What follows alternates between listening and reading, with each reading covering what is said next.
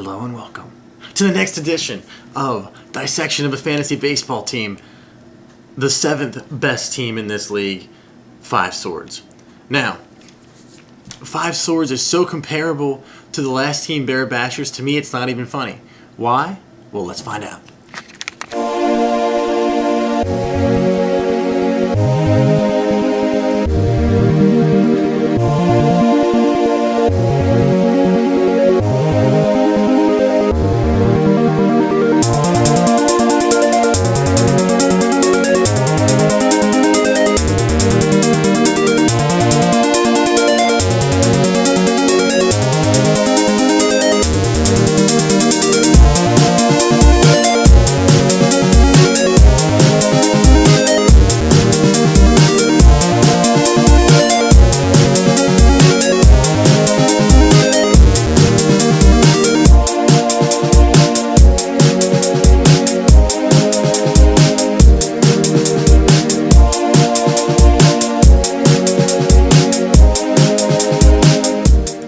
Yes, this is my ridiculous karate outfit. I know it's not the greatest in the world, but it's the best that I can do. He's a very big karate guy. He's a karate teacher. I know there's probably a word for that, like a master or something. I don't know all that stuff, but that's what he does. And this is the best outfit that I could come up with. I'm not, I don't have a wardrobe of karate stuff, so I wanted a robe, but I don't have a robe, so I don't even know if that would have been the right thing to wear. But anyway, so his actual fantasy baseball team, it's a mirror image of the 8th team, Bear Bashers. The pitching's very strong, but the offense isn't quite good enough. This is why I have him on the outside looking in. So let's move on to the reasons why.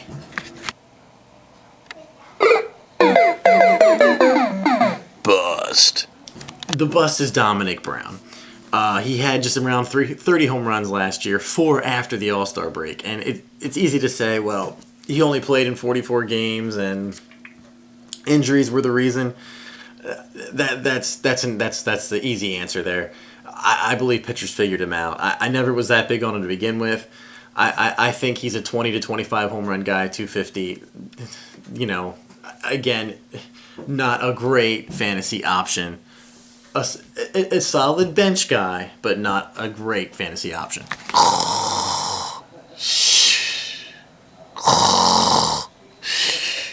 The sleeper that I have for Five Swords is Adam Eaton. This is the guy that I've liked for a couple years. I know he's had a rough last year battling injuries, but, he's been on the prospect watch for a couple seasons. The projections I'm seeing for this year, 260 to 270, 6 home runs, 35 RBIs, 75 to 80 runs. I think he's going to do better than that. I think there's an uptick for all those categories. This is going to be his coming out party. It's a mainstay guy that you're going to want as a leadoff type hitter in your lineup for years to come. The sleeper is Adam Eaton. And if let's just say you're walking down the street, okay, and you're saying, self, I need someone to ask me some questions. Why not choose this guy?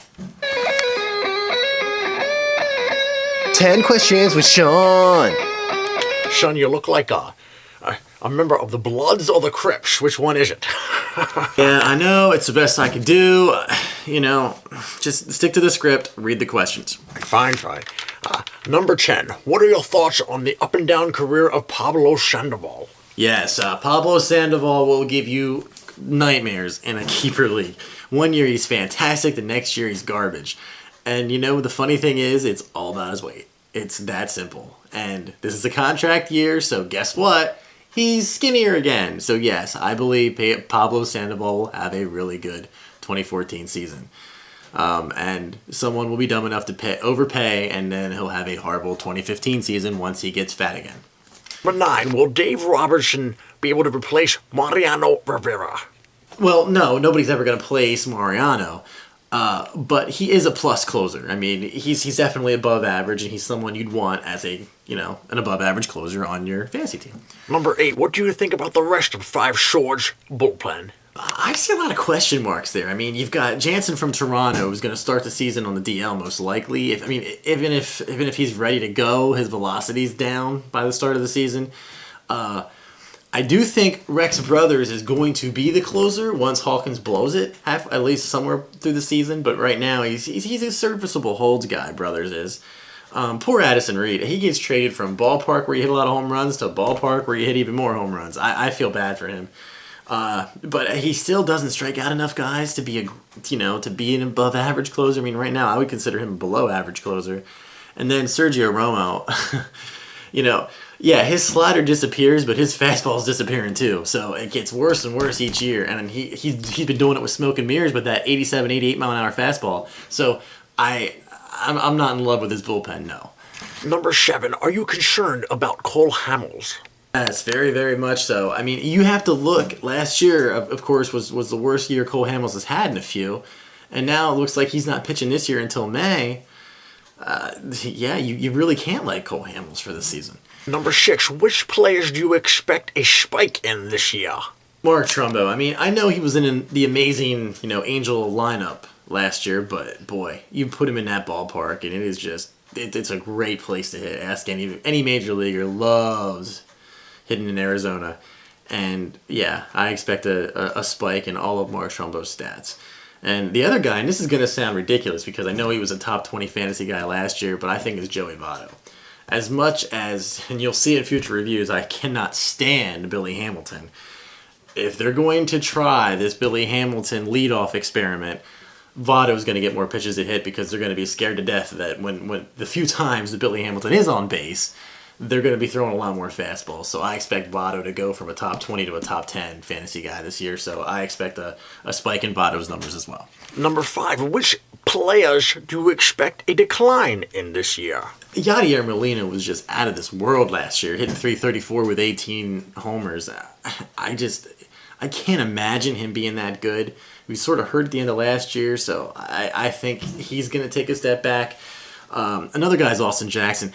Austin Jackson, dropping in the order down to that 5 hole, I think he's going to try to hit more home runs, and that's not really his game. And, I mean, he already strikes out too much, so as it is. So I expect a decline in Austin Jackson's numbers. And another guy is Michael Bourne, who's, obviously his greatest asset was stolen bases. And he tore his hamstring last year, and now he's having same issues with that, and he's going to start on the DL this season. So those are 3 guys that I definitely see, regression from. Number 4, what is your favorite karate movie? Wow, there's a lot of karate. Does Mortal Kombat count? I mean, that's really my favorite. The first one. The second one was garbage. The first one. I guess it counts. I don't know. Number 3, what's your favorite part of this 5 Swords team this season? Definitely his pitching staff. I mean, Greinke, Bumgarner, Gio Gonzalez, Alex Cobb. I mean, those are 4 solid guys. And that can compare with anybody in the league. So it's definitely, the starting staff is very strong. Number 2, you seem to have a lot of nice things to say about this team. Why no playoffs for 5 Swords? He only has 5 swords. I mean, that's the... If he really wants to be a playoff team, you're talking at least 6 or 7 swords. Minimum. Alright, well, I thought it was funny. Anyway, I think that the depth is the issue. I mean, honestly, on paper, that offense isn't that terrible, but it gets really bare really quick for any bench. He won't be able to withstand any injuries. That's the biggest problem. So I think that's where he's going to run into his offensive issues, and that's why he falls just a tad short. And the number 1 thing I need to ask, why don't I have more clever things to say? I should have quips or antidotes. I have none of these things. I should have had more jokes in this episode, and no wonder people are getting sick of me. I'm not funny. Write better material for me, man. Jeez. Sean, I can't give you all the funny lines. It's my show. I need to be the star. So, right now we have to move on to the next segment, which is players who should not be owned. No fantasy for you.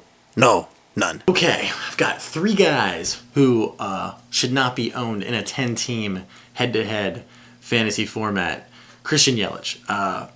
Miami, not a good offense. He doesn't steal more than 20 bases. His .280 batting average is good, but the power numbers aren't there. I know he's a prospect from years past, but I don't think he's good enough to be on a team in this format. B.J. Upton, how many years do we have to deal with this guy? Hitting .220. I mean, the home runs just aren't there. I mean, yeah, he steals some bases, but come on. I mean, you can do better. And then my last one, Yonder Alonso, he's just in the wrong ballpark for his swing. Petco is horrific for him. I think he would do so much better if he was just traded in somewhere else. So those are the 3 guys, 10-team, head-to-head format you should have known. And now it's time for everybody's worst nightmare, if to be stranded with Ira on his island. Ira's island. Ira's Island. Yeah, very, very funny karate guy. Yeah, yeah. You don't look like a karate guy. You look like you should be in a Grand Theft Auto video game as a criminal. That's what you look like. Yep. You're so hood. Oh my God. I mean, listen. I know that I look like I'm gonna carjack you. I get that, okay? But it must be nice for everybody else to have these, these phenomenal karate outfits. I don't have anything. Now, again, just do your spiel and leave me be. Yeah. Well. Anyway. Welcome to Ira's Island, where if you want to be right, you want to be on my island. That's how it works, okay? And here's the situation, okay? 5 Swords is much better than Jason's Bear Bashers team, and it's really not close. The pitching staff is much deeper than he even talked about. I mean, the guys he talked about is good, but you've also got Nolasco pitching in Minnesota, which is a really good place for him to pitch. You've got Chris Archer, who's going to take another step up from last year, and you've got Tanaka, who is going to get all kinds of wins just being in the Yankee rotation. So yeah, I mean, that pitching staff is better than Jason's, whether he thinks so or not, okay? And here's what else we've got. The offense is better too. I mean, there's guys he didn't even talk about. You've got Gyorko, a second baseman, hitting 25 home runs, and you've got Andrelton Simmons, who's going to take another step forward as he progresses. That offense isn't really that bad. And the most egregious thing that he said in this whole video? Karate Kid. It's not even close. I mean, come on. You're the best around. Nothing ever gonna bring you down. You're the best around. Nothing ever gonna... I mean, come on. It's not even close. Karate Kid, the best karate movie ever. This is Ira on Isla's Island. Gosh, This is Ira's blog. No. Damn it. This is Ira's... Whatever. You're the best around. Nothing ever gonna bring you down. You're the best around. Nothing ever gonna bring you down.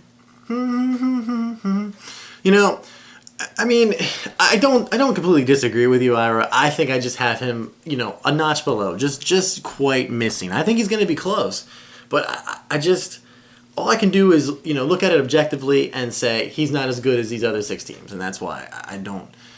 You could very well be right. I mean, he might make the playoffs, but I think he's just going to come up just a tad short. This season is going to be so much fun. I think that we are so close that it's going to be one of the most competitive seasons we've ever had. And that's good, So, the season starts in less than a week. I'm really excited. And, I still have 6 more of these to do. And the next one should excite everybody because we are Puerto Rican. All right. See you later. Bye.